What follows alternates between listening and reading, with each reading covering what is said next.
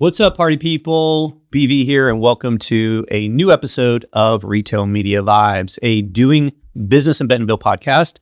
And we are recording live at Podcast Video Studios in Rogers, Arkansas. Today, my guest is Lindsay Ham, and we'll get to meet her in just a minute. But our topics today is a little bit of a special one. We're going to do a little recap on 2025, and we're going to talk about the best retail media stories for 2025. And Lindsay and I are going to identify what was the most important word or the best word in retail media from the past year. And then we'd like to wrap it up with something fun. So we're going to do our bold vibes, where I'm going to throw out a statement to Lindsay and she's going to give me her gut reaction about predictions for 2026. So stick around for that as well. So with all of that out of the way, let's meet Lindsay.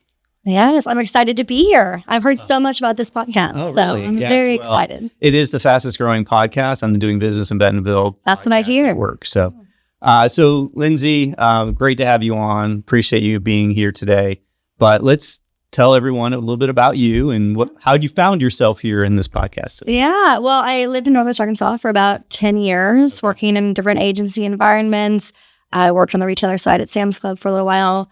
So I've been around. I'm up in Cincinnati now, but still living in that retail media commerce world. And so found myself here because I happen to know BV. What? How do you know you? How do you know BV? Oh, well, I always make the joke that BV almost failed to hire me.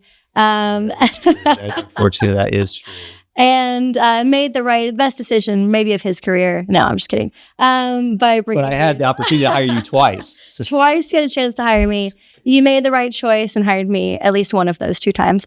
We're not going to get into that.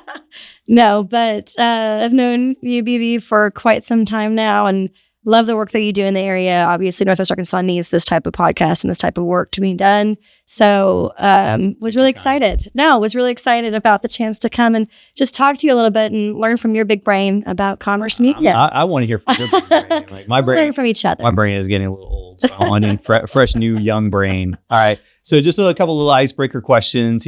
So what is the last impulse buy that you bought because of an ad or an influencer? Oh, well, I have to cheat a little bit because I'm actually going to tell you what my husband was influenced to buy by me being influenced by TikTok. TikTok influences my whole life. And I saw the Ninja Creamy, which is a lovely ice cream making machine. Oh, nice. It can make protein shakes. You can put bananas in there and make shakes. And so I immediately was influenced, but I wasn't going to buy it myself. So I went and influenced my husband to buy it for me for Christmas. So that dropped a little hint, right? That was it. The hint was sending him the video multiple times. So have you already received the gift, or are you going to receive the gift in the future? He's very bad at keeping a secret, but he did keep this one. He actually gave it to me right before we left to come down to Northwest Arkansas. So I got to make one round of limoncello ice cream and then had to get out of there. Well, it sounds great though. Limoncello. Delicious. All right. So if you were not doing what you're doing now, what would be your alternate universe career? Anybody that knows me knows that my true passion outside of media is making pottery. So I built my own little pottery studio during the pandemic. Started selling it at local markets. And so if I wasn't doing this, I would be running my pottery empire for sure. You'd be doing pottery full time? Oh, 100%. I'd be cornering the market on local handmade pottery. Truth be told, I've been to her stand here in Northwest Arkansas. Yes, Rogers downtown. Yeah, Rogers downtown, the mecca of startups. Rogers rocks. That's true. Rogers rocks. Are you doing that also in Cincinnati? Or are you selling in Cincinnati as well? You found some? I am. Yeah, I just started. So I had to set up my kiln. I had to get it fixed and do some work on my studio. But I'm all set up and Bad Pottery Company is running yet again. So we are supporting local markets and independents right now. Awesome. Great. Yeah, I know. Yeah, I know about you and your pottery. I have some Lindsay Ham pottery. Lindsay Ham originals right there. Yes, they are amazing. They'll be worth almost something. Almost what I paid for them. Almost what you paid for them someday.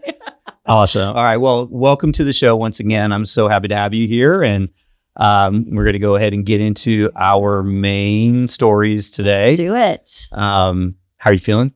I feel so good. I'm excited about this. So let's chat. All right. So what we're going to do today is something a little bit different. We're going to discuss the best stories that, in our opinion, anyway, she and I have collaborated a little bit on this, the best retail media stories from this past year, right? So this has been the year of retail media, I would say, right? Absolutely. And I mean, hence why we have a podcast called Retail Media Vibes.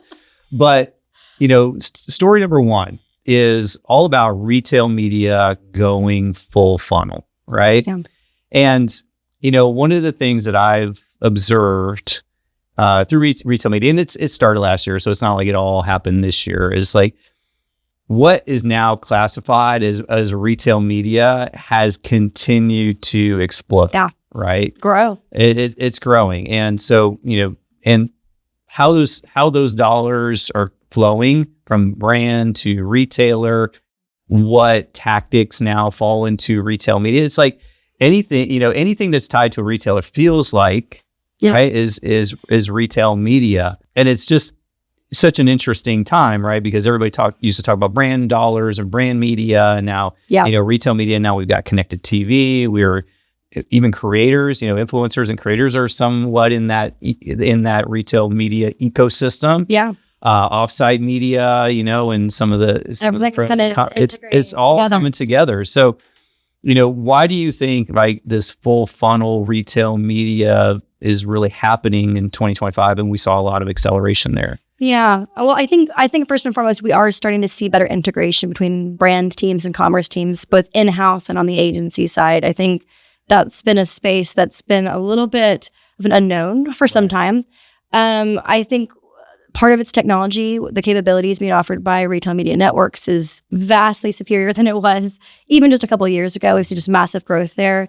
But I think the other piece is we're able to tell a stronger story, and that's due to measurement. So I think the improvement of measurement within the retail media networks, and I know that there's still some measurement methodology and things that are being we're going to talk definitely about We'll talk more about that later. We've got a couple of opportunities we'll talk about that more. Yeah. But I think we're telling a stronger story from a retail media network perspective, and I think the value is there. And I think brand teams are understanding the value that a retail media network can bring to their holistic solution. And so it's measurement and its capability set kind of converging to create this really unique synergy. So do you think that brands are really starting to understand retail? Because, when I was in the mix, there was this contention of, brand doesn't really get retail. Yeah. Right? And there's obviously some nuances in retail specifically.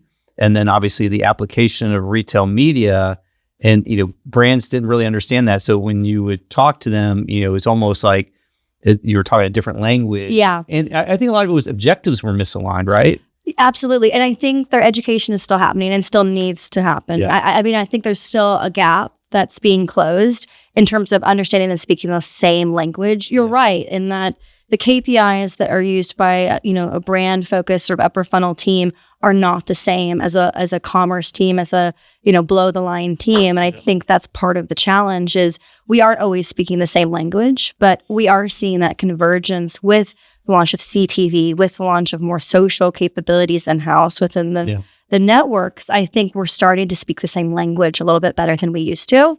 And in doing that, we're able to build stronger strategic plans together. Right. Well, one tactic in the funnel that I saw a lot of growth and a lot of conversation about was connected TV.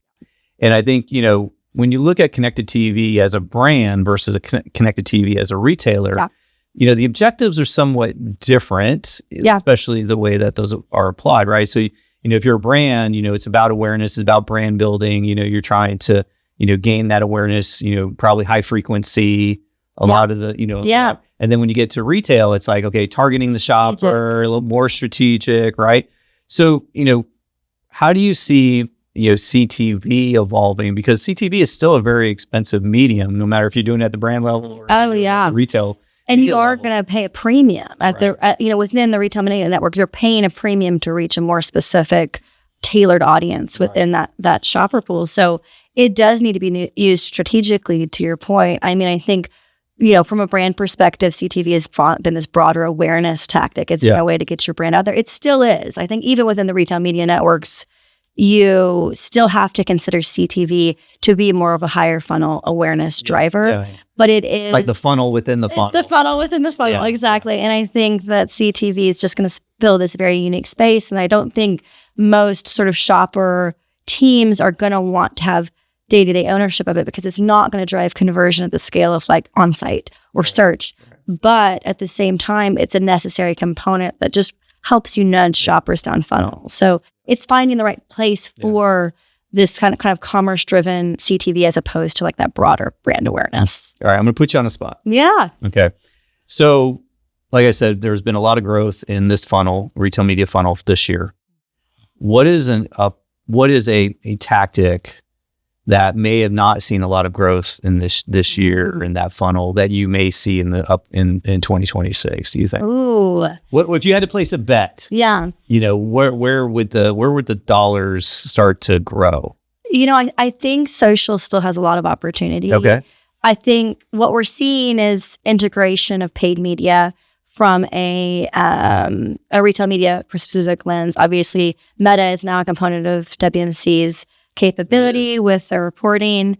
I think we've had a lot of conversations about social and its space within the retail media networks. I think where it continues to evolve is how that content is generated. And I think we'll talk more about some of those topics later as well. Yeah. But I do see a space in which we start to evaluate content curation and creation, as well as the paid media dynamics within a retail media network. I think we have content creator platforms and creator studios that currently sit with retailers, but I think there's continued evolution that's going to happen there as we get into AI. I love a good content creation story for sure. That's right. All right, cool. All right, let's move on to the next story. Yeah. All right, so the next big story from 2025 is agentic shopping. Yes. And that has now become part of this retail media conversation, right? So there's the word of the hour. Agentic, right? Agentic, everything is AI. I have a saying, we'll know AI has made it when we stop talking about AI. That's it. And everything just works the way we want it to work, right? Mm-hmm.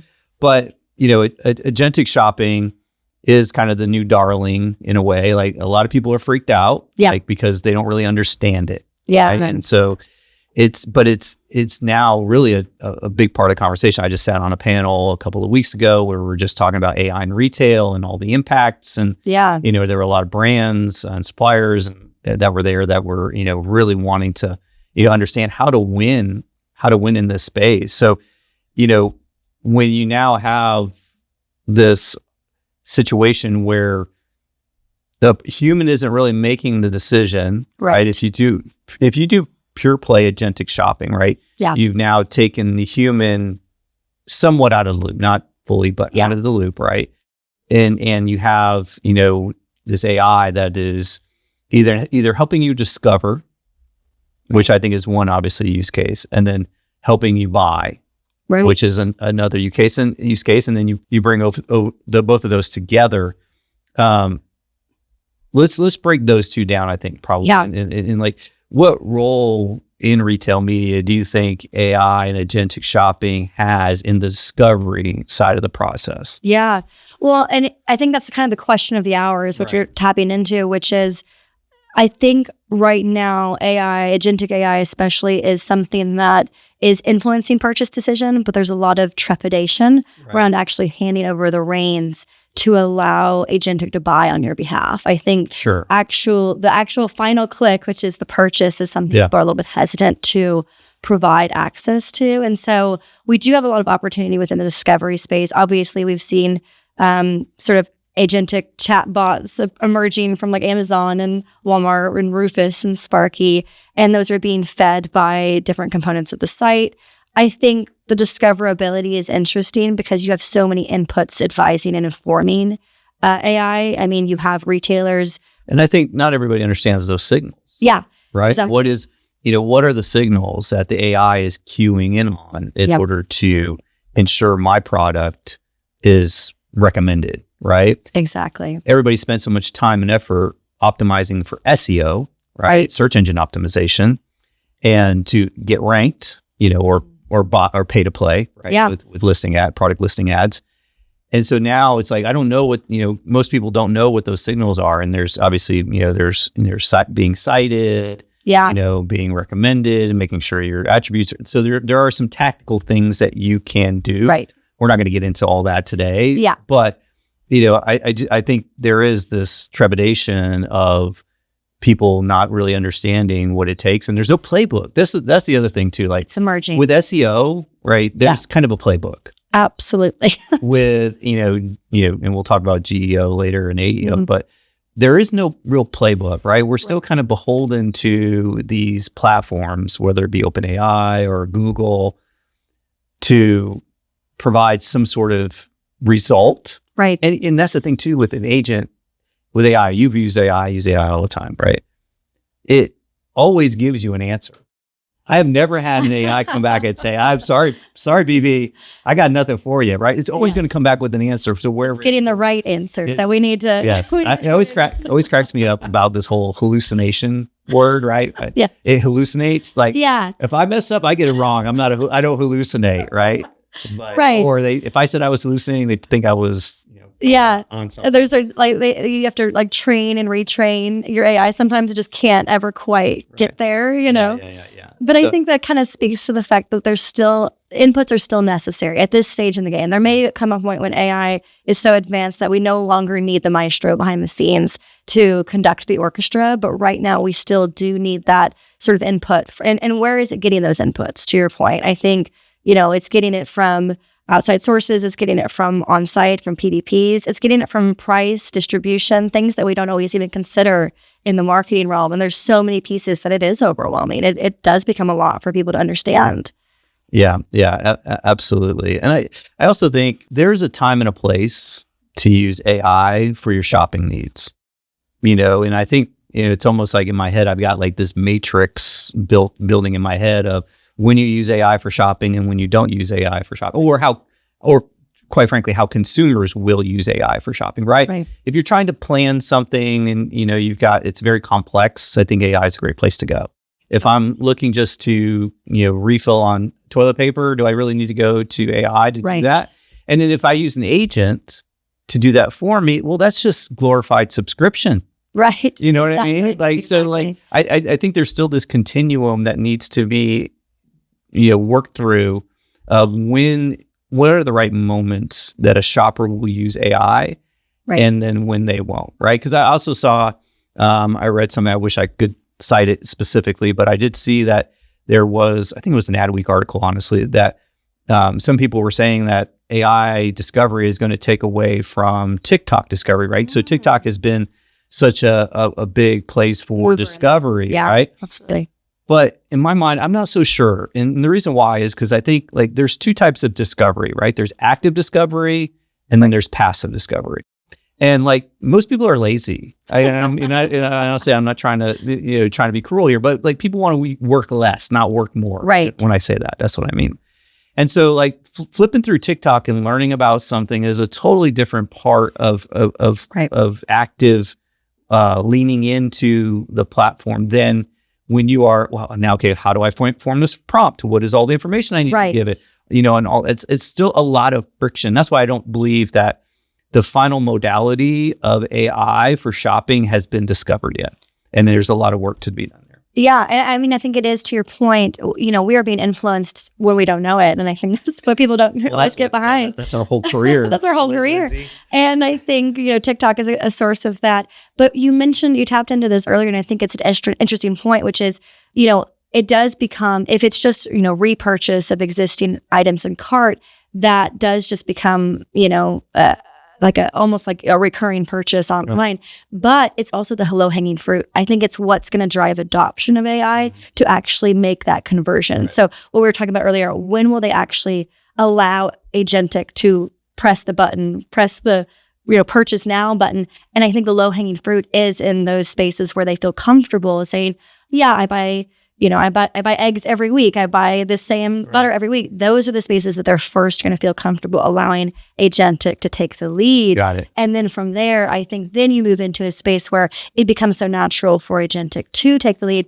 You start allowing it to take the lead in more of those discovery-based purchases as well. Yeah. Well, good news. This conversation that you and I have just had is the last conversation that will ever be I'm sure. Agentic topic, right? No, so yeah, a lot more to be figured out, but it is obviously an exciting time, and definitely see some opportunities. All right, let's move on to our next topic. So there's a term that has come up on the map called commerce media, right? So retail media is kind of evolving into commerce media, right? And so, where I'd like to start with this is like, what is your definition of commerce media, so we can kind of set the tone, set the stage for the differences between the two? Yeah, I think commerce media is more holistic. I think retail media has always been thought as like this very simple activation based, like singular mode of providing tactical level activations, but commerce encompasses so much more. It's the data,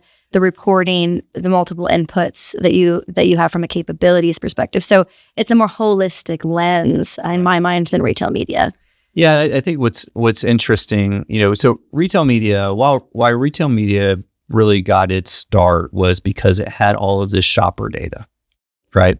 Whether there was a loyalty card or a credit card or a profile, whether it was Amazon, Walmart, Kroger, whomever, right? They had all of this information about you as a shopper. Yeah. Right. And so then they were able to monetize that, right? And so they run advertising and using that data. There are and so it was really focused on retailer, whether e-commerce, retailer, et cetera, right? And then you get to commerce media, and that it looks like there are other industries, let's say, fintech, for example, like Capital One or travel with Delta or United, right? So they say, well, you know what? That's a really smart idea. We have data too. We sell stuff. Yeah. And, obviously commerce is the definition of selling stuff, selling and buying, right? We're going to take advantage of that data as well, and then kind of expanded this network of media that is not just tied to the retailer. Now everything is, everything is everything. I say that quite a bit, but everything is retail media. So I think it's really like that expansion of what, retail media started to all of these other industries that have this data that they can monetize it. Now you get to this fractionalization world of like, when do you want that? So many levers to pull all at once. So many levers to pull. So, I think that is, one of my key questions here. Does that just make it more complex when you're doing a plan for a brand at this point? Yeah, and I think this kind of speaks also to what you mentioned earlier about brand teams still trying to understand what retail media and commerce media truly is. And I think it lends itself to the complexity of the environment we're working within. There are a lot of levers that you can pull, but the important component is to pull the right levers. And I think we get so lost in the sauce sometimes trying to understand all of the capabilities out there across all retail media networks and all of the data available. And it can become a lot. I think the key is to understand your shopper. And the shopper has always been core to this business and remains the number one tenet. What does your shopper value? Where are they at? And how can you meet them there? And I think if you're answering those questions, then you can very quickly start to hone in on the right levers for you to pull. Yeah. So you don't need to be, I've worked with teams where, they're trying to work across 32, 33, 34 RMNs all in their first year of really diving into commerce media. And what you quickly learn is you have to scale back. You have to meet shoppers where they sit now, predominantly. And so, there's always the big players in the room that, you need to have a presence on, but you don't need to be pulling every lever at the same time. Yeah. Yeah. I just think, commerce media is definitely an interesting term. I know the IAB, spent some time to, trying to define that for the industry. I think, there are going to continue to be expansions of what commerce media means and how brands will play in commerce media. And, we talked about the funnel within the funnel. Like, I think we may be onto something there. We should coin that term, trademark it here. Yes, funnel within the funnel, because I know people like to say, well, the funnel has collapsed. And I get it. Like, everywhere you can transact, everywhere you can buy now, right? Thanks to, mobile phones and computers, we can do anything at any time, right? And so I think, we're going to continue to see more opportunities, and things are going to continue to be fractionalized. And I think there are going to be some speciality in certain areas that are going to continue to grow. And then I think also there's going to probably some that are going to go away. Yeah. Eventually. Absolutely. I think that the evolution of this space is so rapid that it's almost hard to keep up. But at the same time, there's a directional trend, which is we have to be able to simplify the complex problems and translate them into meaningful action. And I think that's something that we're seeing now. All right, the next story, we're gonna move on to the next story. And so this was one that I think started off pretty strong earlier in the year, and then has kind of faded. And I think there may be some opportunity for it to come back, which is talking about in-store retail media, right? And I think that's, when you look at the definition of in-store retail media, I think most people go to screens in store. Right. That is, right. It's like, it's where your brain goes. It is. And so I think, it's tough because that environment is very difficult to measure. Right. And so whenever you associate the word retail media with any tactic, the expectation around measurement increases significantly. Right. And I do think that there are some opportunities to improve measurement in store retail media, but this was one that I know definitely early in the year people were talking a bit about until AI came around and kind of pushed it aside a little bit. But I think there's a lot of opportunity from your stance. Where do you see in store retail media? Do you think do you think there is an opportunity for it in 2026? Where do you see it playing in your plans? Yeah. Well, I mean, we've come full circle, haven't we? I like when I started my shopper marketing career, 10 plus years ago, I was going in store and auditing in-store signage to understand, what shoppers were seeing at shelf, in the different in-store environments. And so we've kind of come full circle. And then now we've got this digital media trend where in-stores suddenly kind of do this reemergence, and we have to say, how are we going to leverage this to reach shoppers? And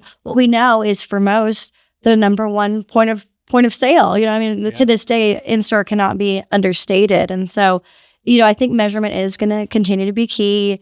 I think there's a lot of trepidation around measurement for in-store media. It's not the same game as on-site. And I think that's a little scary, but it has its own use case, right? And I think that's where we get a little bit lost sometimes, is we want everything to drive straight to conversion. We want it to be highly attributable. And while we know what we're doing in store from a media perspective is highly attributable or highly attributed, it's not highly attributable, which means we can't always track it to the degree we would like to. We can look at, store traffic and store footprint. We can look at sales lift.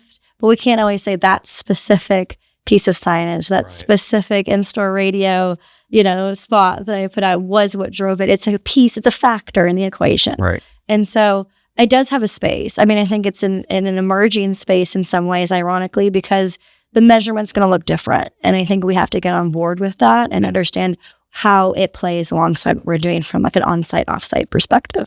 Yeah, I mean, it should be complementary, and it's all omni-channel. Right? So, and you have an opportunity to influence a decision in store where 80% of sales still continue to happen. Right. It's not at the all-time high of where store sales used to be, but it's definitely a very significant part of that. And so, having these. When I used to work at my former agency at Saatchi, we used to think about things in a zone type of scenario, right? And there are certain zones that a shopper will go through, and you have that opportunity to influence that shopper in those specific zones. I think if the placement of that communication is at the right place and in the right way and served at the right time, it can influence. I think the challenge is measurement, right? And again, that's going back to the original point I made, which was as soon as we throw the word retail media in the phrase, in-store retail media, the expectation is measurement is going to be,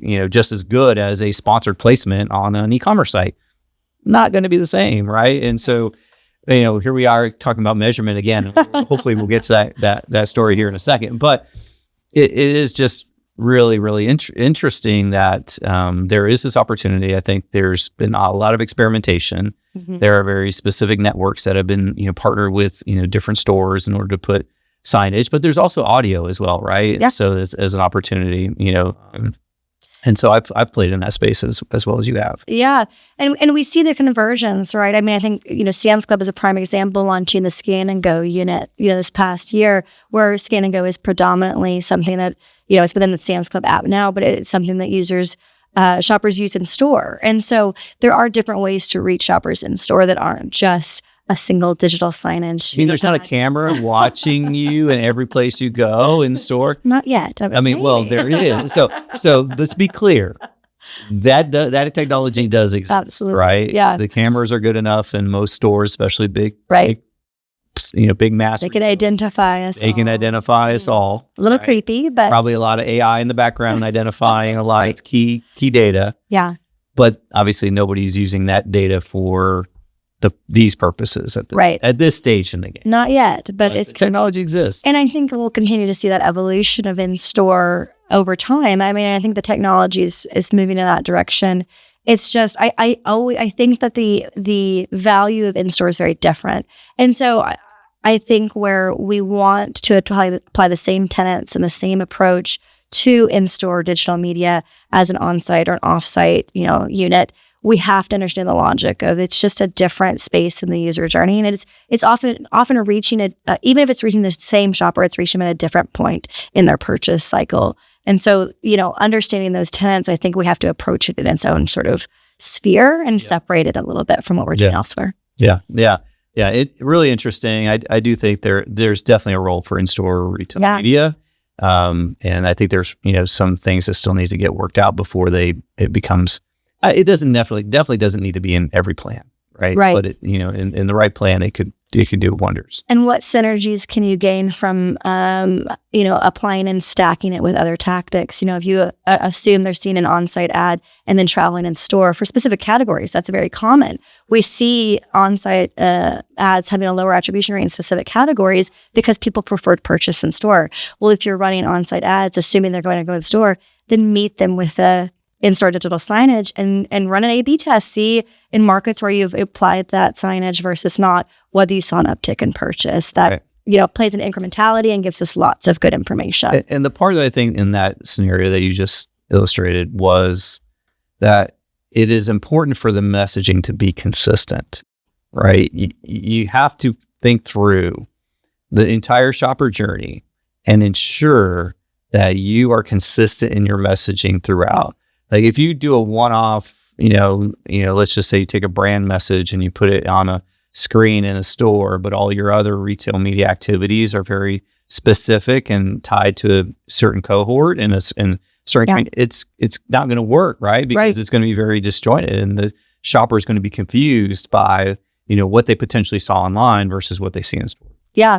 And it's okay to pivot your message in store, but it needs to tie into the same shopper insight and the same connectivity. Yeah. There has to be a connectivity and a bridge between those two. Because you're right. If you're pivoting message left and right, then there's no cohesiveness for your brand. There's no story you're trying to tell, and you're going to lose shoppers. Right. Yeah. There should be the same visual cues. Yes. And semantically the same communication, but obviously applicable to that store or the in-store environment. Cool. Awesome. All right. So moving on to story number 5, which is our last story, which is something we've already hinted on like 18 times in this conversation. We're excited about this. Yes. Well, I mean, it's measurement, right? So retail media measurement finally is making progress that, we're hoping to see. I think you and I have definitely, touched on a lot of the challenges with measurement, but it continues to be one of the things that is discussed the most when it comes to, acquiring budget for campaigns, choosing tactics, which one, how can I measure that? How can I ensure I am getting the I word? You know what the I word is, right? Incrementality. Yes. Everyone's favorite. Everybody loves a little good incrementality. But it's clear that definitely needs to happen. But I still think that there, as we was just discussing about in-store retail media, we're not going to be able to measure everything one-to-one, right? And so, what are some of your thoughts on where measurement could potentially go in the future? Yeah, I think that measurements, it's still I would say, I think it's fair to say disjointed in some ways. We know that there's still opportunity in that space, but there's always going to be some complexity there, and that you're dealing with, you're trying to unify measurement across different retailers, different retailer environments, different categories, different brands, different priorities. And so you've got, X number of factors, and you're trying to simplify it into a couple of KPIs. And it's never going to be so simple as that. I think there are opportunities for advancement in measurement. I think methodology is key, because I don't think we have total alignment on attribution windows, on first touch, last touch, multi-touch, attribution. Yeah. We have retailers and retail media networks all over the place when it comes to those things. We're starting to see some alignment. You mentioned incrementality a minute ago. Even incrementality measurement is often an end of campaign measurement that doesn't give us, it's not something you can do real time. You have to still optimize on ROAS. And even so, you're not getting it in the cadence and consistency that you'd like to see across retail media networks. So I think there's a lot of work to be done just to hit stride. Essentially, yeah.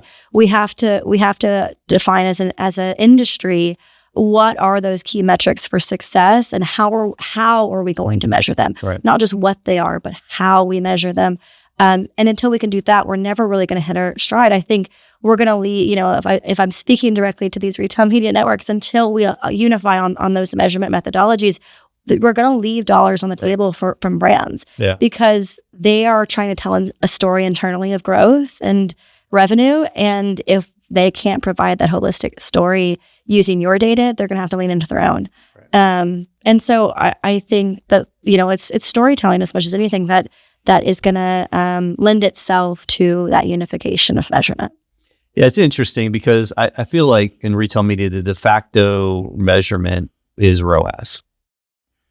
But I have been in a million conversations that everyone says, I hate ROAS. Right. Because ROAS doesn't tell me, that it doesn't line up with my sales sheet. Yeah. Right? Yeah. And so how do you square those circles, right? How do you make those two things come together? Because I've been in conversations where some people are okay with model data. Some conversations, people are not okay with model data. Right. There's so many different facets to this thing, and it's hard to get your arms around and tell a consistent message. So you dumb it down to ROAS. Yeah. And then then the industry comes back and says, I hate ROAS. It has to be iROAS now, right? Right. So, what are your thoughts? I think ROAS in and of itself, it's an imperfect measurement. I think we all know that. And it's been the most unified measurement we've been able to achieve. And I think that's why it's always sort of like the bread and butter of every plan has to be ROAS. But even if you get into the weeds of that,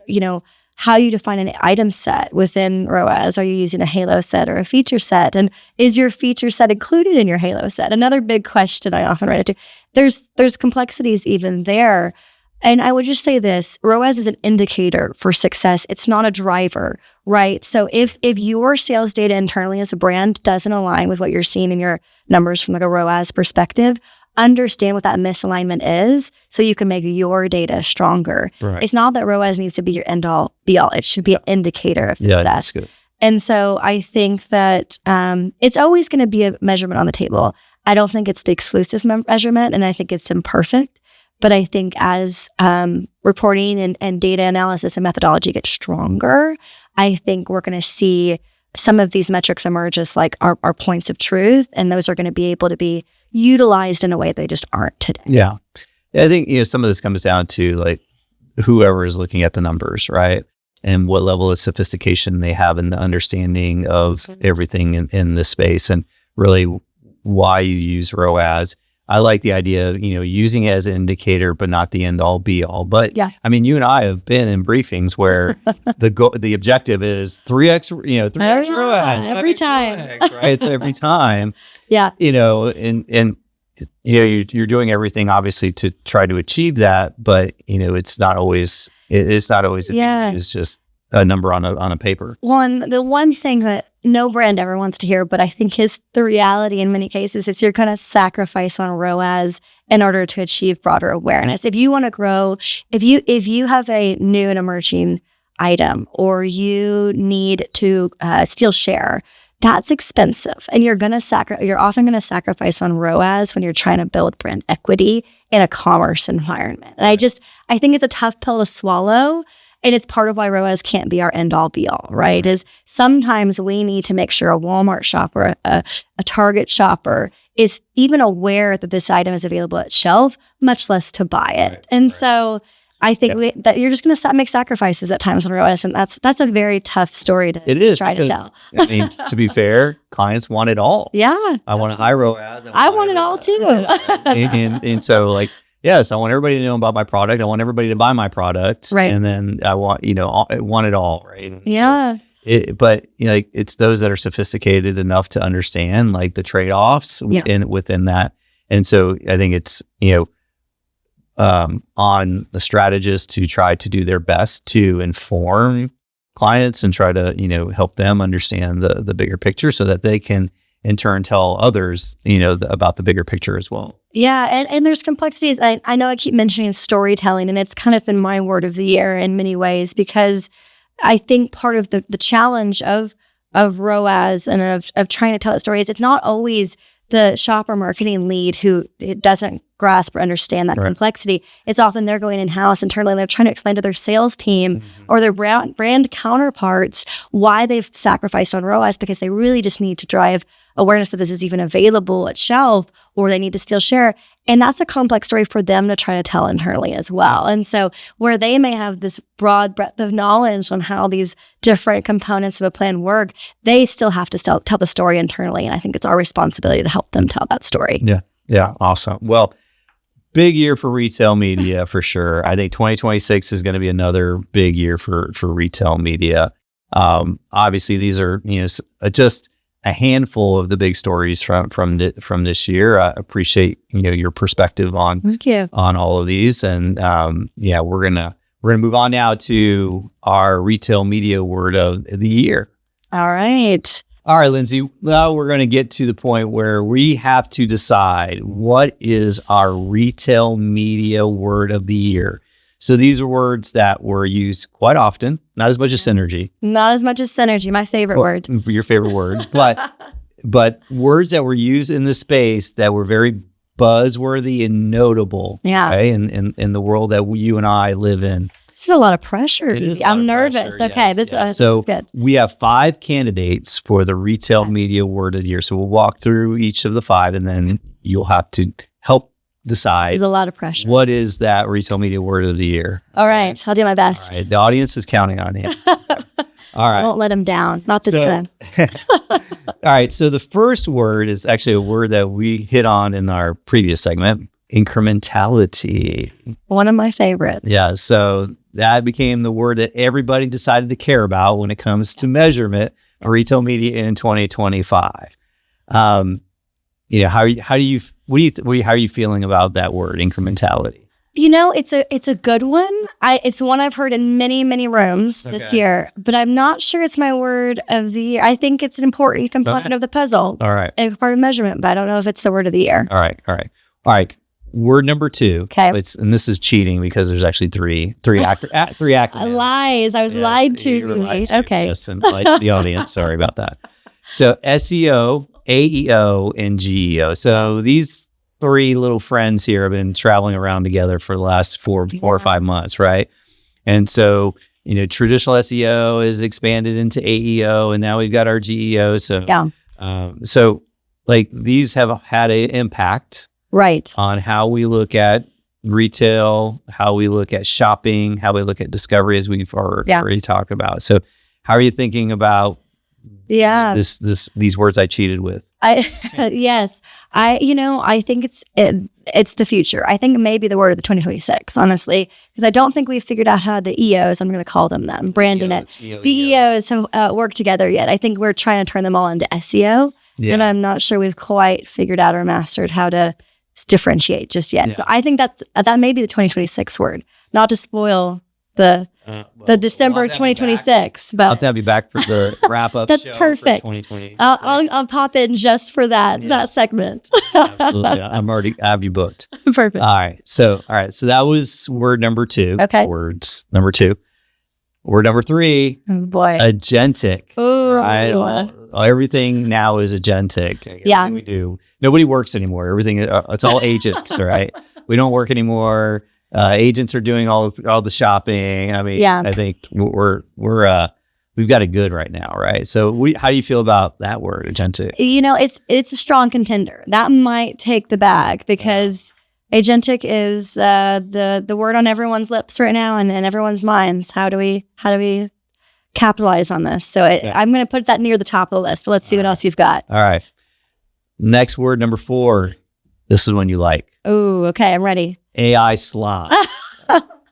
It's a favorite. It's a real favorite. It's a favorite, right? So, that word slop, is this generation of low quality content, we'll say, assets in a lot of different ways. Yeah. It's just flooding into media in a lot of different ways. Everybody sees it on social. Yeah. There's work slop, right? Claire and I talked about work slop a little bit a few episodes ago.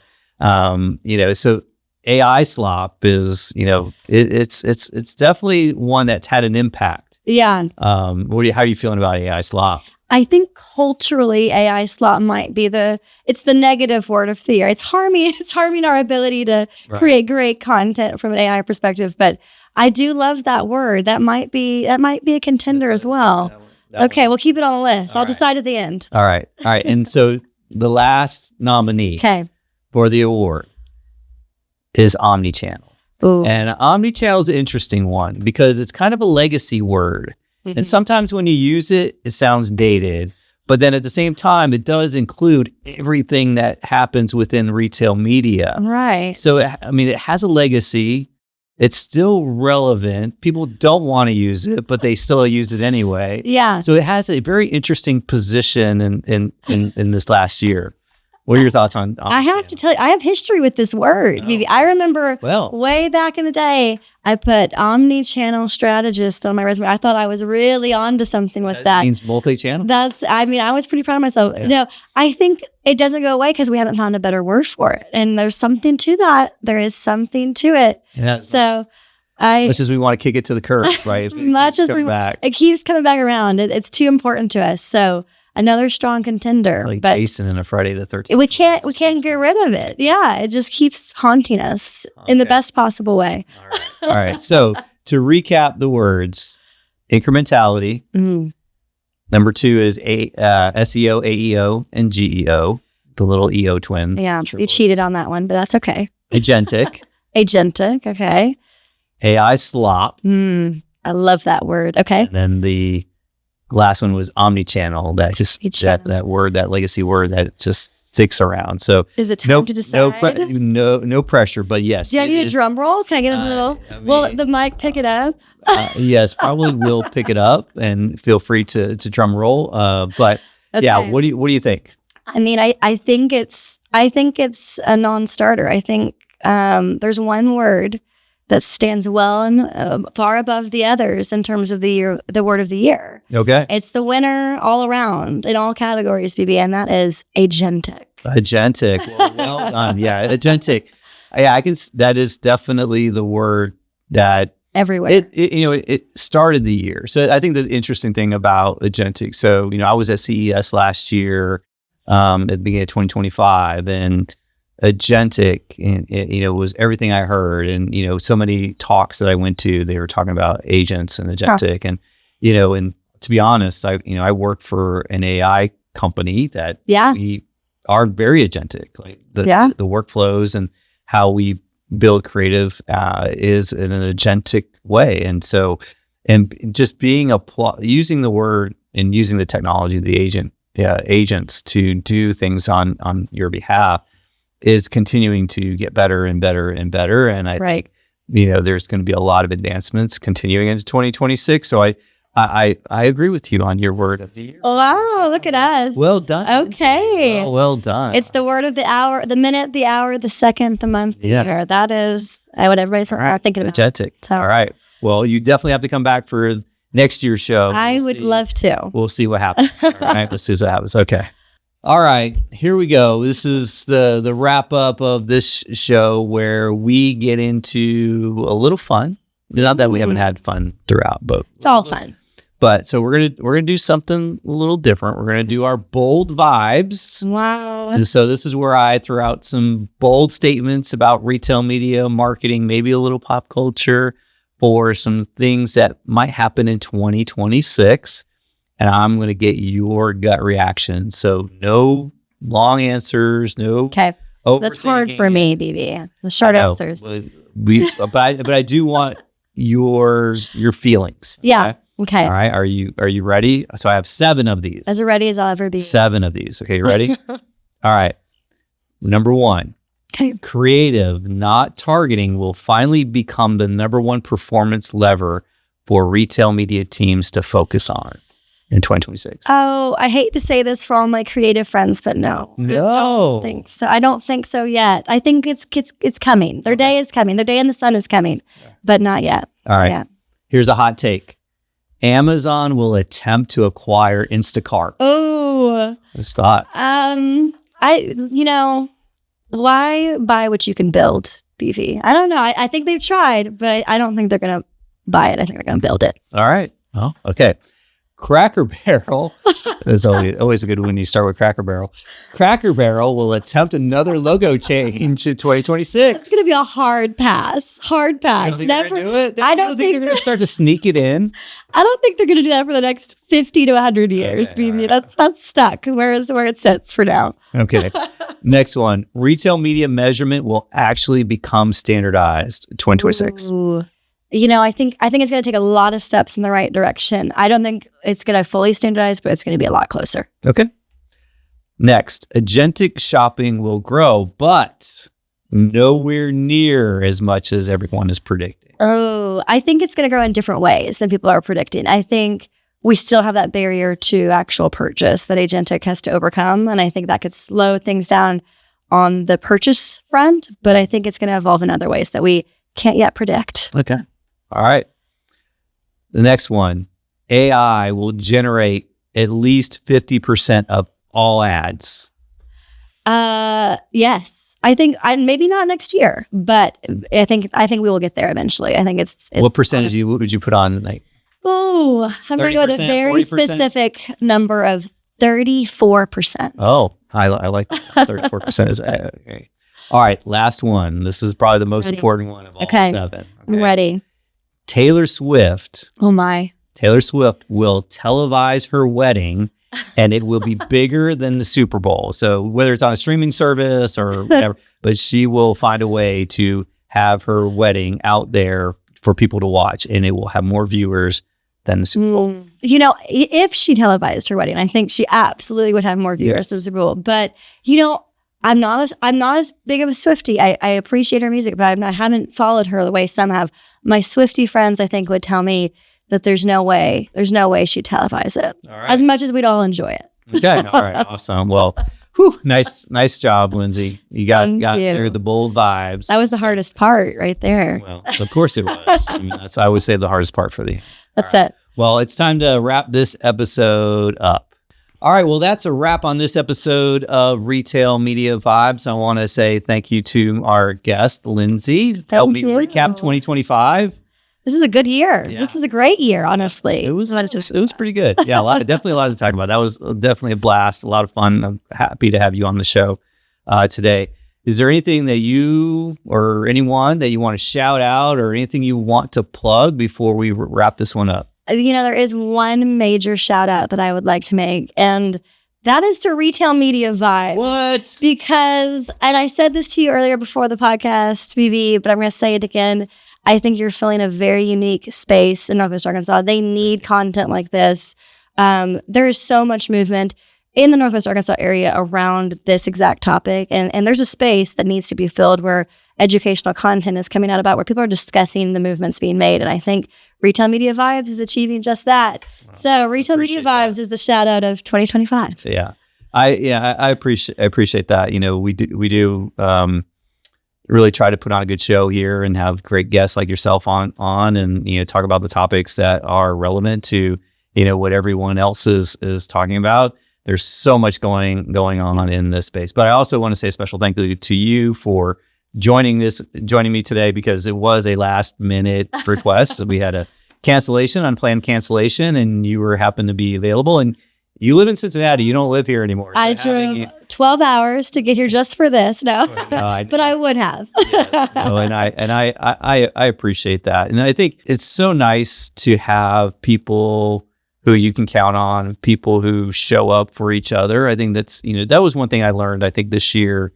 is like, who shows up for you, right? When you need a hand or just some encouragement, or if you're doing something like a podcast or you're doing an event, like who shows up for you, who's there, and who brings their presence. And, it's super, super great that you were able to, be here for that. But I think for me, that's one of the things that I learned in this year is, showing up for people. And sometimes it's just a simple thing that anybody can do for each other. So, find someone that you can show up for. If somebody invites you to something, it doesn't have to be, this podcast or a talk that I'm doing or anything like that. But if there's somebody out there that's doing something, support them and try to help them as much as you can, and just be there for them.